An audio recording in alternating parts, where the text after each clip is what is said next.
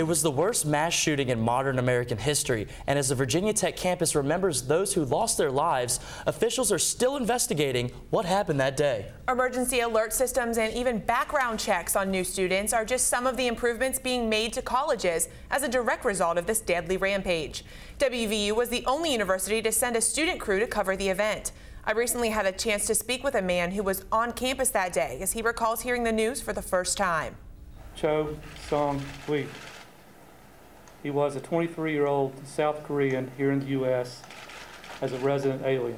That's video from a press conference on April 26, 2007, when officials identified this man who shot and killed 32 Virginia Tech students and faculty members. Dane Cariello was a student at Virginia Tech, and he remembers finding out about the tragedy. I went to class, I went in and got out, and I still didn't know anything. I walked all the way back home. I got home, and my one roommate that was there had told me to turn on CNN. And when I turned on CNN, that was the first I heard anything. Cariello had class until 9 a.m., right before Cho began shooting inside Norris Hall. The building I was in was right next to it. He could have very well been in my building, and it's the same type of, the building was constructed the same way, and he could have locked those doors. And when I left, I mean, it was right next door, so I was right next to everything that was happening. And while officials at Virginia Tech were still trying to figure out exactly what happened, there was panic here on campus at WVU. The campuses are only about 4 hours apart.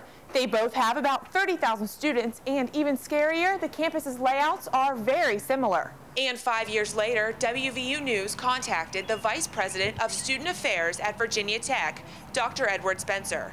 And he had this to say about the community today. I think that the Virginia Tech community has a great deal of resilience and determination. Now people are more sensitive to early warning signs, and we have a renewed interest in looking out for each other.